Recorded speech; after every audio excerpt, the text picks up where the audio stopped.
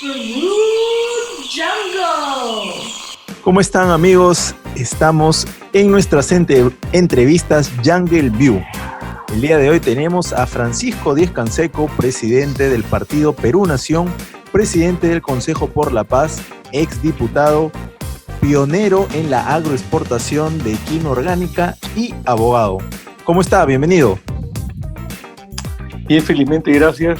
Sobrellevando la crisis y como ustedes tratando de contribuir con nuestros compatriotas para salir adelante. Perfecto.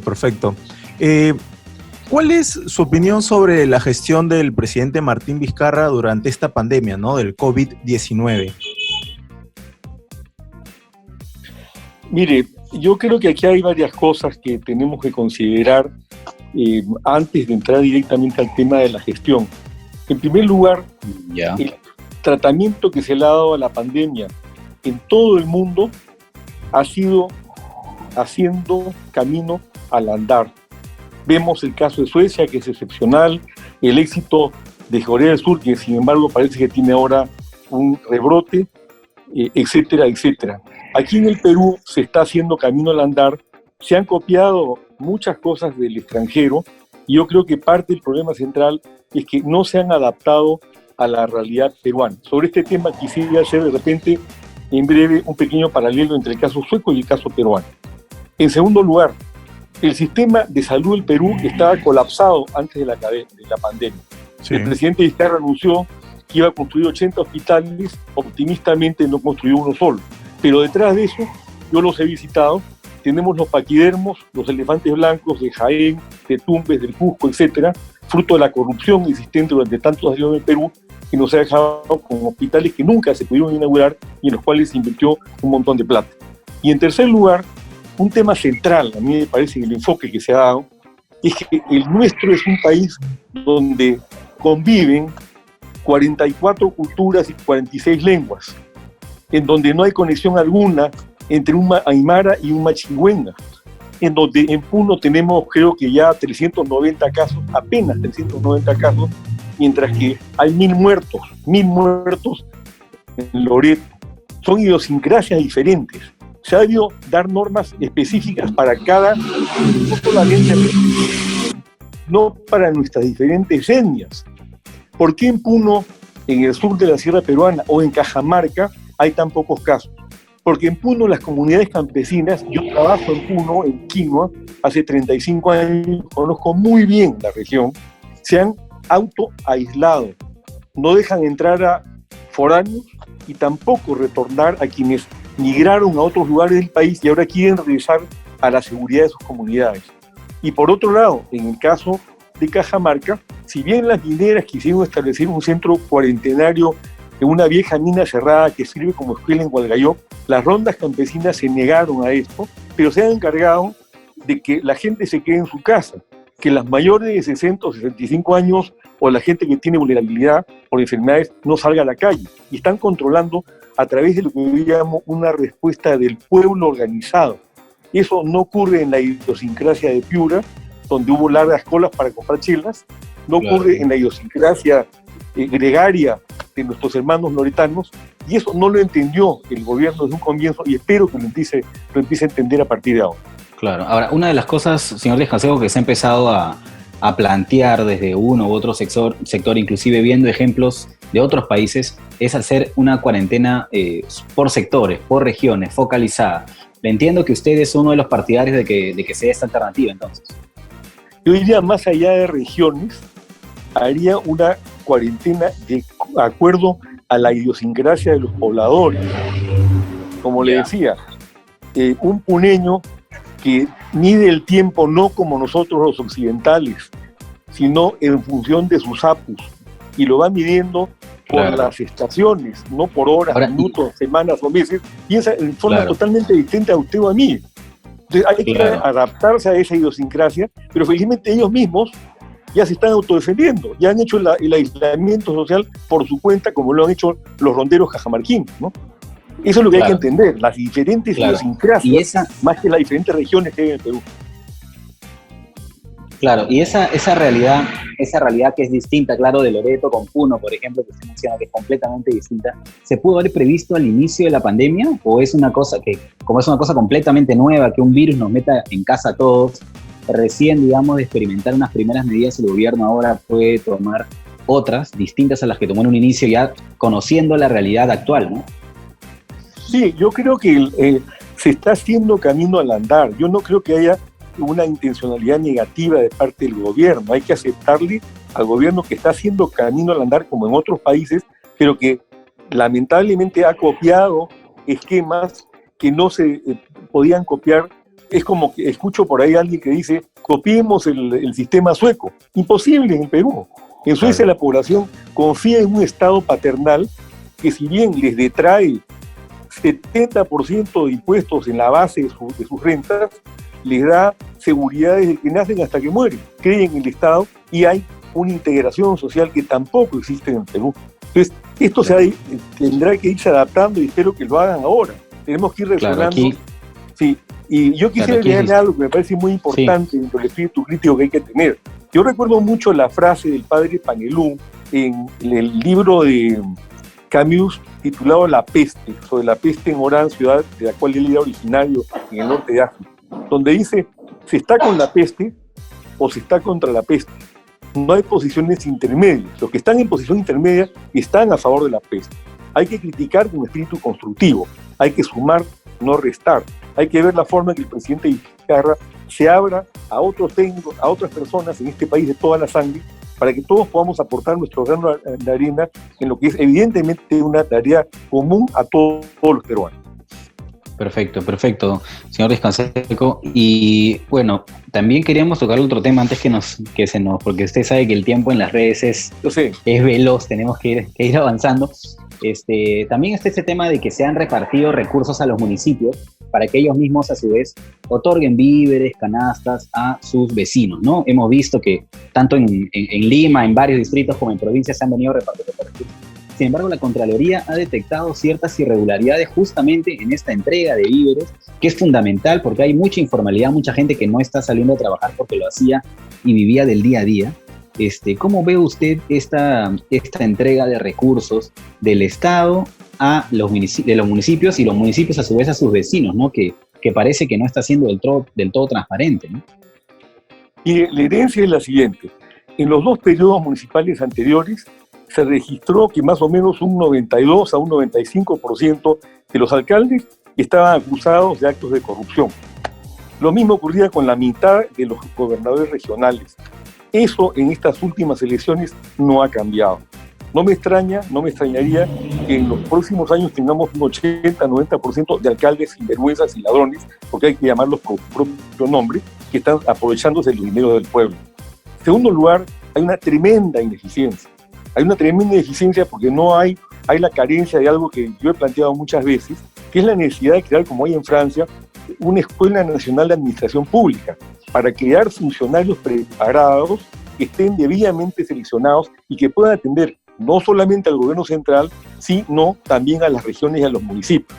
Falta de gestión, cosa que vemos en el gobierno central. Corrupción, estamos viendo los casos clamorosos de la policía, la forma como se ha manejado, que ahora lo están tapando, pero ahí está el hecho concreto que se ha denunciado, lo que está pasando con las mascarillas, etcétera, etcétera. Entonces, es parte de la estructura de un Estado corrupto, manejado por muchos años por la corrupción, que no ha sido limpiada. El hecho de que se acuse a todos los presidentes de los últimos 40 años, además debidamente corruptos, no ha significado que se limpie a los que están un poco más abajo, o un poquito más abajo, todos acostumbrados a robar, todos acostumbrados a aprovecharse del dinero de todos los peruanos. Y en ese marco, a mí me parece, y dado lo corto del tiempo y no sé cuánto tiempo nos queda, yo quisiera referirme a un pronunciamiento que les hice llegar de mi partido, Perú Nación, en torno al tema de acaparamiento y especulación, que es una cosa también, fue usted, clamorosa, ¿no? Sí, justo. Sí, creo que era parte de lo que Tato iba a consultar también Justo yo quería consultarle qué opina sobre lo que se estaba viendo últimamente sobre el acaparamiento de las medicinas para los pacientes de COVID. Y evidentemente muchas de estas farmacéuticas están aprovechando la demanda, ¿no? Ya creo que todo el Perú ha visto estos reportajes ¿Qué opina usted de cómo se está manejando esto? Mire, el problema central es el siguiente. El delito de acaparamiento se eliminó a través de un decreto legislativo expedido durante el segundo gobierno de Alan García, supuestamente para facilitar la suscripción del Tratado de Libre Comercio con Estados Unidos. No hay delito de acaparamiento en el Perú el día de hoy. No se puede sancionar penalmente. En segundo lugar, el delito de especulación, previsto en el artículo 234 del Código Penal, solamente sanciona la especulación cuando, uno, se venden los productos con precios por encima de los precios oficiales. En el Perú no hay precios oficiales, letra muerta. Se vende por encima de los precios señalados en las tapas de los envases de los productos. Eso es incontrolable y no permite una sanción debida. Y finalmente se venden kilos de 900 gramos. Por lo tanto, no hay sanción para lo que está ocurriendo ahora cuando, por ejemplo, una mascarilla.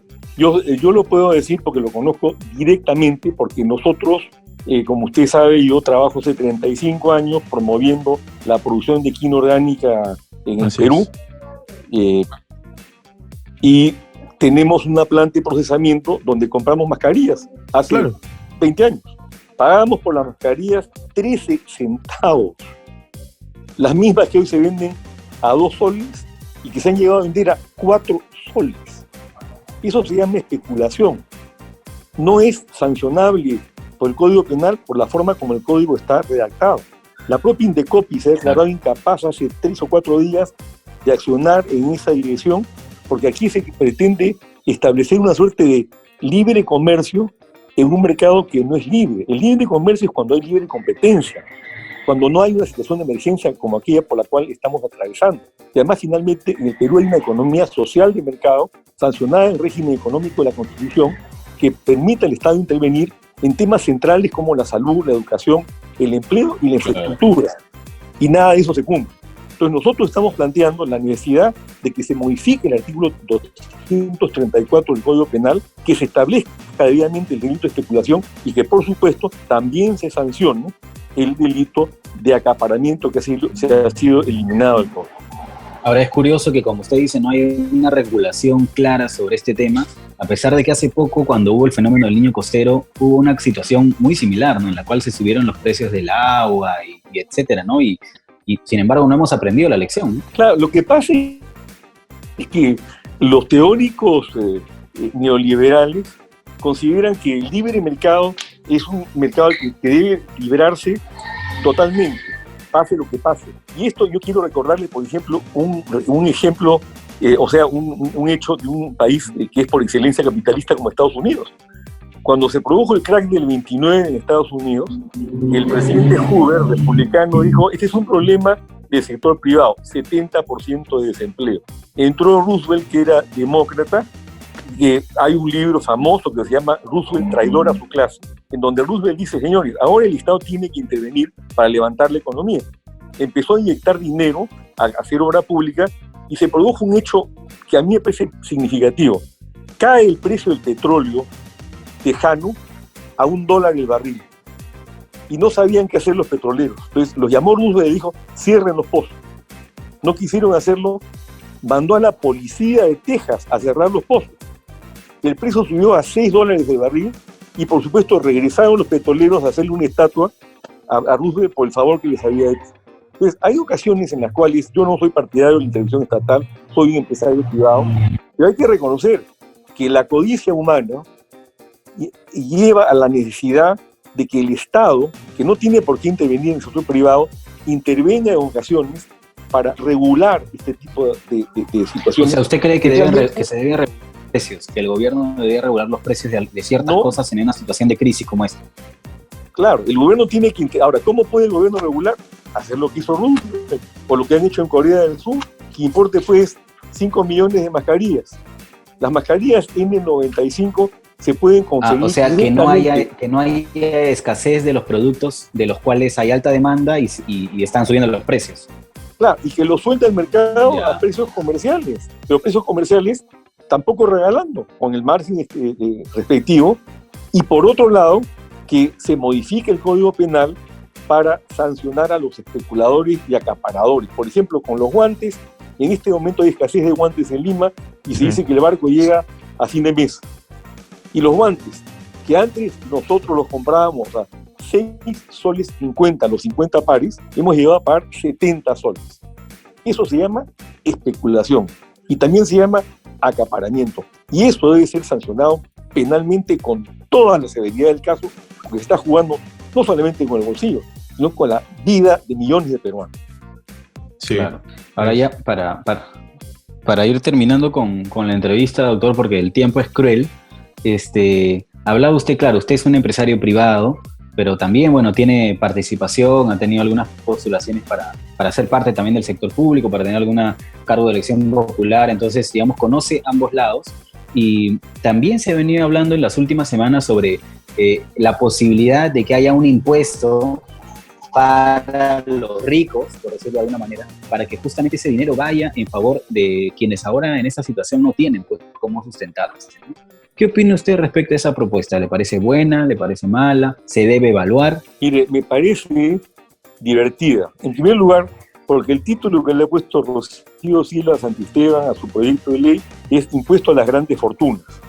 Y se está hablando de grandes fortunas de, creo que de no sé cuántas UITs, 1 millón de soles, 500.000 soles, cosa que tiene muchas personas de clase media en Perú que no tienen grandes fortunas, que han logrado amasar algo de capital con su trabajo y, por supuesto, van a ser penalizados en un escenario en el cual, ojo, atento y avisor, solamente tributa el 30% de la población. El 70% no tributa.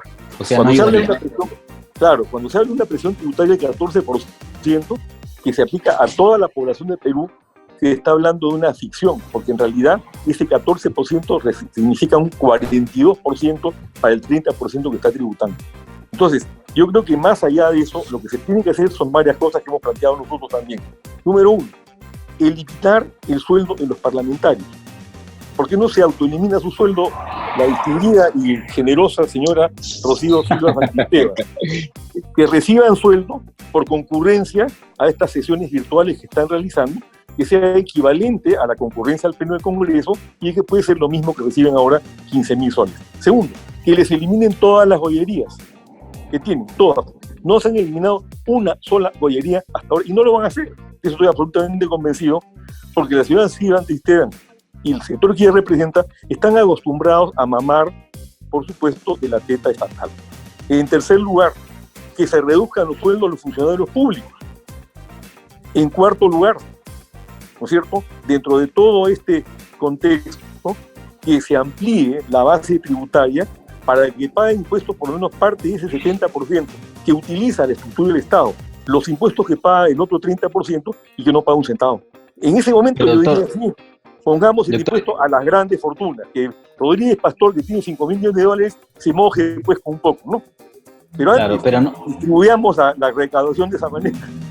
Sí. Ya, pero más bien parece que usted plantea reducirle el sueldo a todos los funcionarios públicos y que más bien no se mojen los empresarios privados, ¿no? Que también generan fortuna, ¿no? Absolutamente. Yo no digo eso. Lo que digo es que todos nos mojemos. Ya. No hay absolutamente ninguna negación de mi parte, pero eso de las grandes fortunas es un cuento chino en un país donde solamente tributa el 30%. Podría ser, inolvidada. Podría ser como una propuesta populista. ¿Me escuchó? Es una propuesta populista. Además, nos olvidamos de la... Sí, lo escuché. Un poquito entrecortado, pero entendí. Además, es una propuesta populista que se olvida de algo fundamental.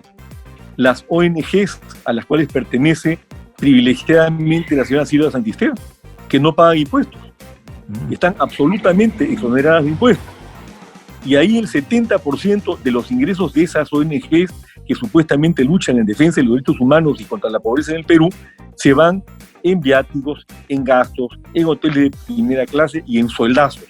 Está bien, pues, que paguen también impuestos, entonces que se mojen todos. Y que a Rodríguez Pastor le diga, señor, usted sí es gran fortuna chanque, pues. ¿No? ¿Estamos de acuerdo en eso? Perfecto, doctor. Bueno, muchísimas gracias por habernos atendido. Hemos estado complacidos de tenerlo en este humilde espacio de Perú Jungle. Y bueno, Tato, no sé si tienes algunas palabras más a No, para agradezco su tiempo. He estado muy atento a lo que nos ha dicho.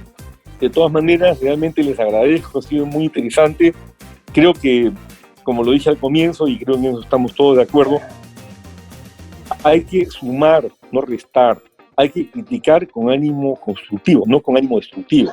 Hay que dejar de lado la política barata y la ideologización de las medidas que deben ser de carácter técnico y entender, como todos debemos comprender, que hay que hacer camino al andar. Perfecto. Muchas Listo, gracias. Un abrazo virtual a la distancia y hasta pronto. Hasta pronto. Cuídese, hasta luego.